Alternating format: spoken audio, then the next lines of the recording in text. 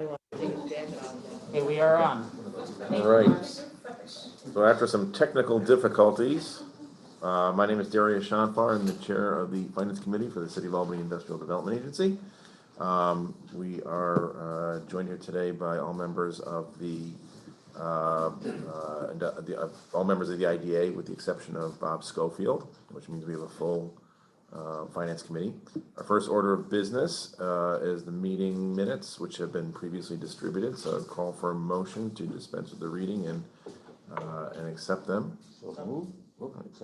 Tracy, Lee and Tracy. Is there any discussion, corrections, edits? All right, hearing none. All those in favor? Aye. All right. Our next order of business, there being no report from the Chief Financial Officer today. We have two unfinished business, two items of unfinished business, two projects for the listening public out there. There are two apartment projects, one on Hackett Boulevard, not too far from the McDonald's over there, and one on 191 North Pearl Street, which is currently an empty lot. I think with that, I will turn it over to Andy Corsino to just give us a brief on the projects. Thank you, Chair. TR Hackett LLC. This project, which just a moment ago held a public hearing, has been previously discussed at Finance Committee meetings and the board. The project proposes to construct a approximate 60,000 square foot, 4-story market-rate apartment complex containing approximately 39 residential units. The currently vacant 2/3 of an acre project site will also include about 44 off-street covered parking spaces. In summarizing the revenue gain to the taxing jurisdictions over the course of the proposed pilot, the status quo taxes would be about $208,000, and the projected pilot payments over that same period will be approximately $1.6 million for the net benefit to the taxing jurisdictions of approximately $1.38 million. The current assessed value of the property is $168,000. The anticipated future value of the property is $3.939 million, with a net increase of approximately $3.77 million in value. The project is requesting sales and use tax exemptions, mortgage reporting tax exemptions, and real property tax exemptions based upon what the project evaluation and assistance framework provides for projects with an improved assessed value over $100,000 per unit. There is no deviation from the assistance guidelines per the framework requested. This is an estimated investment of approximately $6.79 million. We will go over the community benefits associated with this project in depth momentarily.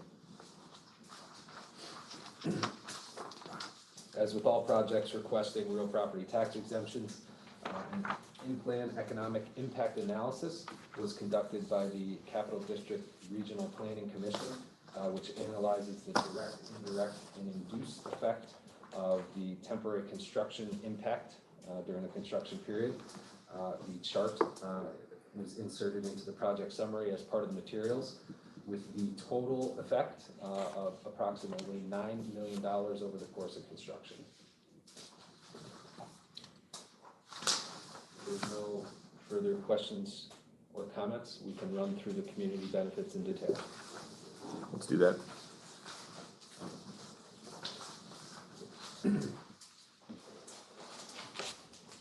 Under the revitalization headline for target geography, the project received 1 point for being within the boundaries of the Midtown Colleges and University Study Plan. For identified, It's on it's on the back of page 34 in the materials. We're dual-sided now to save paper. I think, and before I forget, what I think we'll try to do to switch up going forward is to have these analysis sheets at the back of the summary, and before you get to the applicant information, because it'll be handy certainly, as we turn through. Can you start over again, Andy? Absolutely. That piece, thank you. Absolutely. For the target geography category, the project receives 1 point for being within the boundaries of a neighborhood plan, that plan being the Midtown Colleges and University Study Plan. Under the identified priority category, the project receives 1 point for being currently on vacant land. And the project receives 1 point for qualifying as a community catalyst, in so much as the project will include the installation of approximately 500 yards of sidewalk connections on the east side of Hackett, in addition to a crosswalk across Hackett Boulevard. The project will be installing 2 50,000-gallon retention tanks and also repairing some existing city water retention basins to help mitigate the flooding issues and the combined sewer overflows. The mitigation of combined sewage overflows and the increase in connectivity and walkability were also two highlighted portions of the Albany 2030 plan.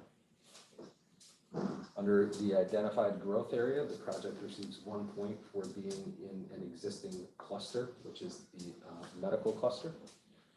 To numerous medical institutions.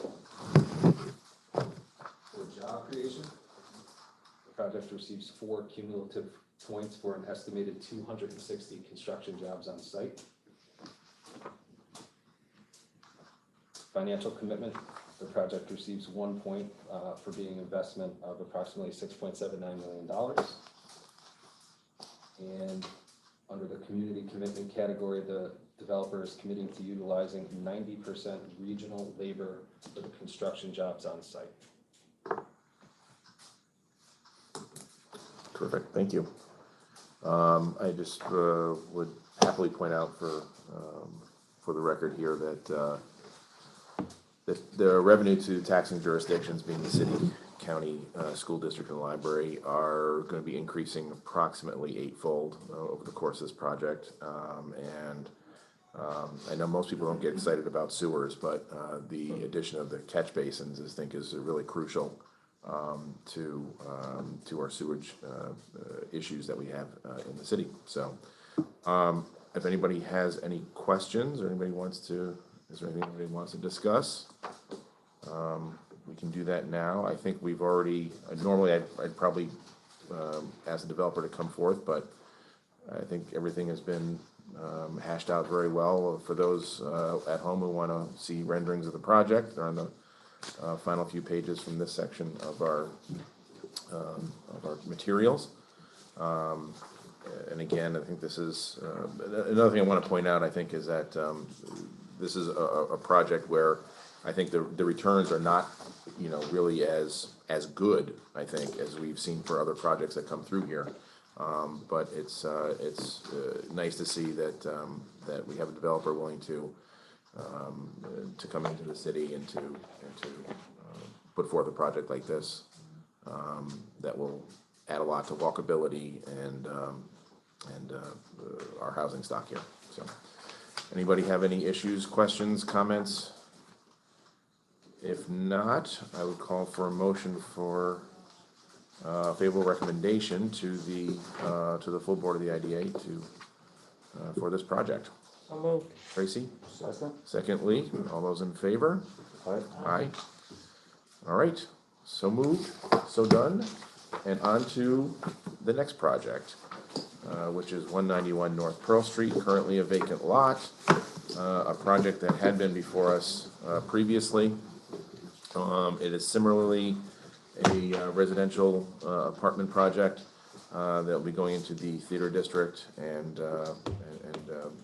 adding a lot of property value to a vacant lot. So, Andy, if you're ready to take us through the proposal? We're ready.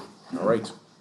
As the previous project just discussed, the project at hand, 191 North Pearl LLC, has been previously discussed at the Finance Committee and also the board, and a public hearing had just been held prior to this committee meeting.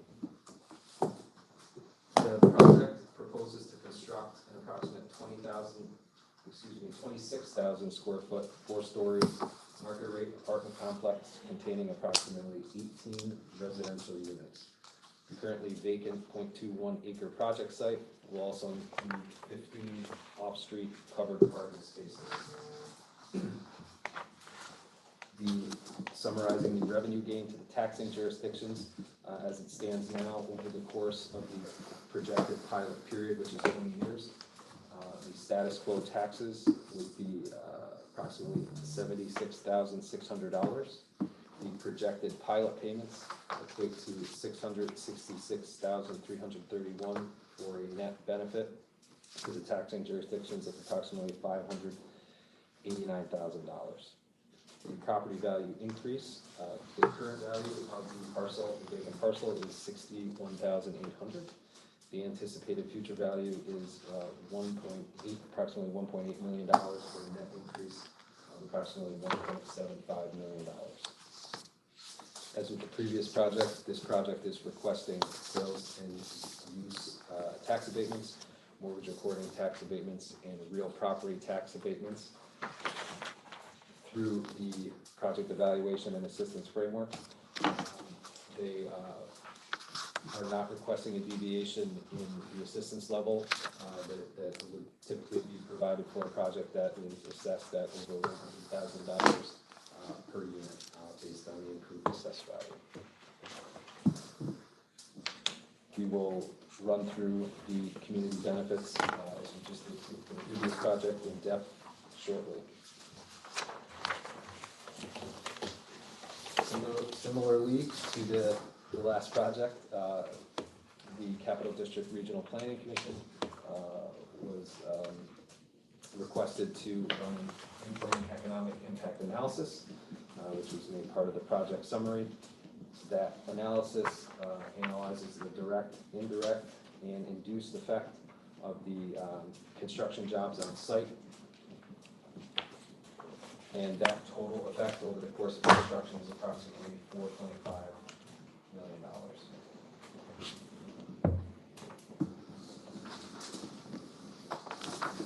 All right. That being said, we can run through the community benefits. Yep. Give everybody a chance to They're on the other side of page 34 again. flip to it.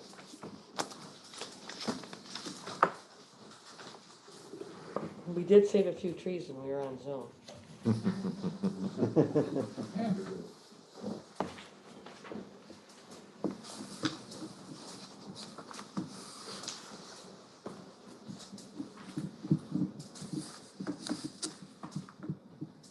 like everybody's good.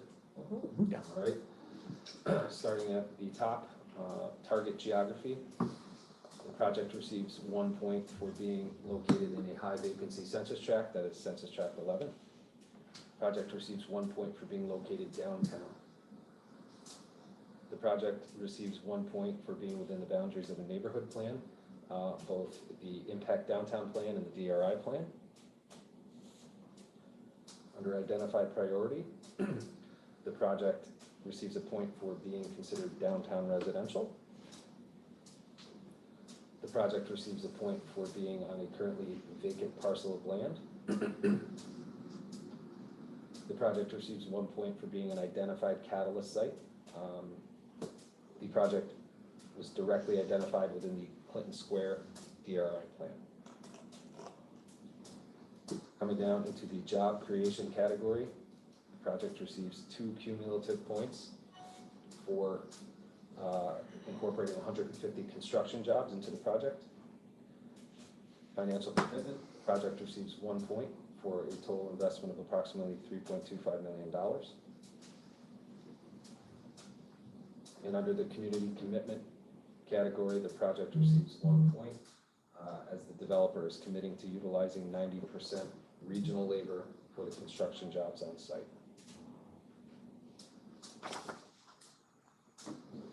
Terrific. All right, any discussion, questions? I would note again that this will bring in about 9 times more in tax revenue for the city than what over the course of the life of the pilot, compared to what we are getting right now. And be about a 20-fold increase, I think, in the value of the property,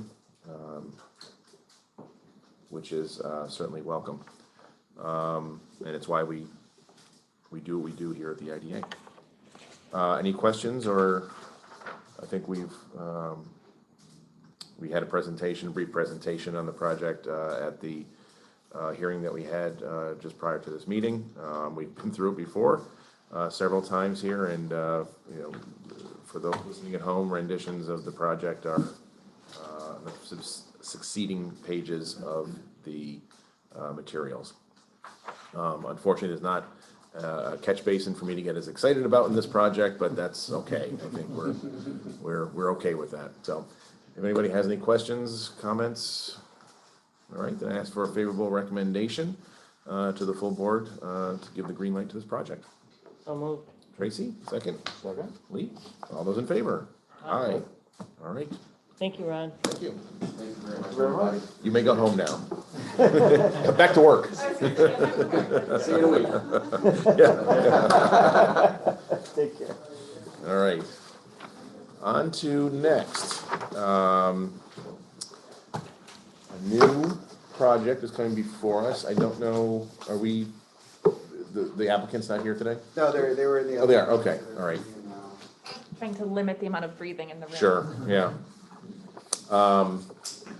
For those listening at home, this is also right across the street from McDonald's. I was just right across the street from one of the projects we just went through, right next door to McDonald's. It's a project that has been on our agenda before, and they ran into some issues with soil and all the kinds of things that you don't see above ground with the previous iteration of this project. But for this iteration, which is now called Oz, okay? Appropriately. So I hope, so the Emerald City, I think, is upon us. But I'll turn it over to, I think, Andy to start off and talk to us a little bit about the project. Absolutely, I'm gonna give a brief description of the proposed project and turn it over to the applicant. Holland Ave OZ LLC. The projected project involves the construction of approximate 67,000 square foot market rate apartment complex containing 60 residential units with about 59 parking spaces on a 1.2 acre site. And as the chair noted, this project had previously come through as a different iteration of the project a number of years ago, and due to some constraints on site, was unable to move forward. But here they are today, and I'll turn it over to Michelle and Bill. Great, thanks, Andy. You want me anywhere particular? That's great. This is good. So Bill I'll go to the answer. Bill Hoblock with Richville Capital, Holland Ave OZs, just a single purpose entity we formed. We've been at this a long time for a lot of different reasons. I see some very familiar faces, I see some new faces, so I'll just kind of give you a quick little backdrop of what's transpired. The project actually goes back to 2014 when the planning board approved our original design, and that original design was a 125 unit building at 25 Holland Ave. We're right in the corner of Holland and Delaware. It was actually a 7-story building. It was 2 stories of parking and 5 stories above, so it was a pretty large building. This board approved the pilot the next year in 2015, extended it in 2016. In 2017, we demoed the building that was on site, and at the same time, we discovered an extremely adverse soil condition. We actually had, the entire site was basically filled, and I know you guys see a lot in the city of Albany. In order to build the project as approved, the 125 units, we were going to have to drill piles down over 100 feet into the soil. So obviously, to say the least, that project became financially not viable, and I don't think any of the neighbors wanted to have piles driven 100 feet next to the property also. So we went into project redesign mode. We redesigned the project, cut it in half to 60 units, got rid of the concrete parking garage, because the problem was the building as approved, it was just too heavy to be on the fill. It just couldn't take it. So between getting rid of the parking structure and then just decreasing the actual size of the building down to 4 stories. We were able to, working with our geotechnical engineers, design the project that we're here for today. In 2019, the next year, we submitted that project to the planning board. The planning board approved it in the spring of last year, and then the pandemic hit. So we now had the pandemic apart from on top of soil conditions. So needless to say, the pandemic had created some major obstacles to start construction. We're obviously through the immediate drastic impacts. So we reached out actually to Andy and Tom at the kind of the end of last year to get this process rolling again, and that is why we are here looking for your assistance so we can commence construction by the end of the year, which is our goal. So thank you for the years of time that you have given us, and it's ironic we're here, I think Tracy's last month. Yes. So that's really it. I have, there's our rendering. I think everyone knows, where the project is located. It's a wonderfully, the location is spectacular. You're 2 blocks from Albany Med, you're walkable to downtown. You have Delaware Ave right there with your entertainment district. Obviously everything happening in Park South, the law school, the pharmacy school, St. Pete's. It is, the fact that I'm still here in 2021 and this building is not built literally brings tear to my eyes, because this has been one of our high priority projects, and as we do this for a living, we're multifamily developers, builders, owners, and managers. We've always loved this site. We do love this site. That building is what we're going to build. It's designed by Humphreys and Partners, which is probably one of the largest and preeminent architectural firms really in the country for multifamily. So it's going to be, it's going to be a very kind of high-end building, fit in with the neighborhood, improve the neighborhood, and there's our elevation, and that's why we're here today. Bill, what are some of the amenities? So the amenities, you're going to have, Tracy, you're going to have a great room with, with a gym and gathering rooms. We do all of our, our resident functions there. And we would like to do something rooftop. We're working with Humphreys now to get that done. That becomes difficult. You have HVAC units up there, and it's not the easiest thing to do. So that's really, we'd love to do that. That's kind of what we're working on that now. We're actually in the last stages really of the construction level drawings, because we do want to start this by the end of the year, the minute we get through the board.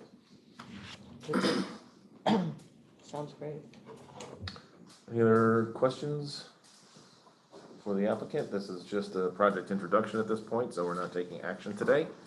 But hopefully we will soon be missing a vacant lot in the city of Albany, so.